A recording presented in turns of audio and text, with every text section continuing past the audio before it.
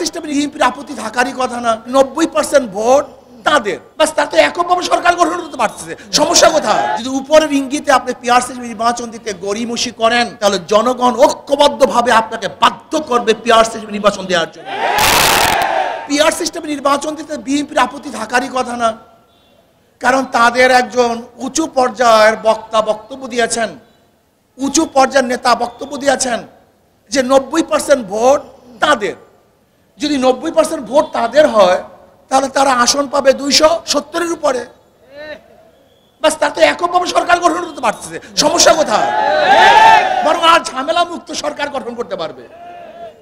PR system নির্বাচনের ব্যাপারে তো খোদ বিএনপি বক্তব্য দিয়েছেন, কি বলছেন? তিনি জাতীয় সংসদ গঠন করবেন, জাতীয় সরকার গঠন করবেন। তার জাতীয় সরকারটা কিভাবে হবে আমাকে বলুন? সবার সম্মিলিত যে সরকার হয়, সেই সরকারটাই তো জাতীয় সরকার হয় না, একক সরকারকে জাতীয় সরকার বলা হয়। তাই যেহেতু সবার সম্মিলিত সরকারকে জাতীয় সরকার বলা হয়, আর পিআর পদ্ধতিতে তো সমস্ত দলে, সমস্ত মতে, সমস্ত আদর্শের মানুষগুলি সংসদে যাবে, কাজে সেহেতু বিএনপির বক্তব্য অনুযায়ী তো পিআর সিস্টেমের নির্বাচনের প্রয়োজন। পিআর সিস্টেম নির্বাচনের সবচেয়ে বড় ফায়দাটা কি? ফ্যাসিস্ট তৈরি হবে না, কালো টাকা সরাসরি হবে না, পেশির শক্তি ব্যবহার করতে পারবে না, ভোট ছিনতাই হবে না, কারোর ভোট বিফলে যাবে না, পচবে না। সব দলীয়, সব আদর্শের, সব মানুষের সংসদ হবে, যেখানে থাকবে মুসলমানদের প্রতিনিধি, হিন্দুদের প্রতিনিধি, খ্রিস্টানদের প্রতিনিধি, সেখানে থাকবে ডান বাম সমস্ত প্রতিনিধিরা সেখানে থাকবে। রাস্তায় আন্দোলন করতে হবে না, আমাদের আলোচনা হবে সংসদের মধ্যে, রাস্তায় চিল্লাচিল্লির কোনো প্রয়োজন নেই। আজকে অনেকেই বলতেছেন যে অমুকের নেতৃত্বে আজকে যুগপৎ আন্দোলন।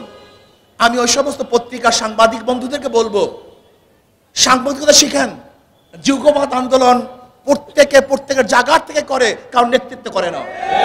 মানে ইসলামী আন্দোলন বাংলাদেশে প্রথম যুগপৎ এই পিআর সিস্টেমে নির্বাচনের দাবি তুলছে। পিআর সিস্টেমে নির্বাচন দিতে হবে, এই জাতির দাবি। যদি আপনারা মনে করেন যে ঐক্যমত কমিশনে আপনার সিদ্ধান্ত বুঝতে না পারেন, সহজ কথা, আপনার গণভোট দেন, রেফারেন্ডাম দেন। যদি জনগণ পিআর সিস্টেম নির্বাচনের পক্ষে থাকে, তাহলে আমরা অবশ্যই দাবি করতে পারি। আর যদি জনগণ পিআর সিস্টেমে নির্বাচন না চায়, তাহলে আমরা দাবি করব না। কাজে অন্তর্বর্তী সরকারকে বলবো, অবশ্যই আপনি রেফারেন্ডাম দেন, গণভোট দেন। যদি জনগণ ডিসাইড করে যে আমরা পিআর সিস্টেম নির্বাচন চাই, তাহলে অবশ্যই আপনাকে পিআর সিস্টেম নির্বাচন দিতে হবে ইনশাআল্লাহ। যদি আপনি কোনো অবস্থাতে আগেই বলেছেন বক্তাগণ, উপরের ইঙ্গিত, যদি উপরের ইঙ্গিতে আপনি পিআর সিস্টেম নির্বাচন দিতে গড়িমসি করেন, তাহলে জনগণ ঐক্যবদ্ধভাবে আপনাকে বাধ্য করবে পিআর সিস্টেম নির্বাচন দেওয়ার জন্য।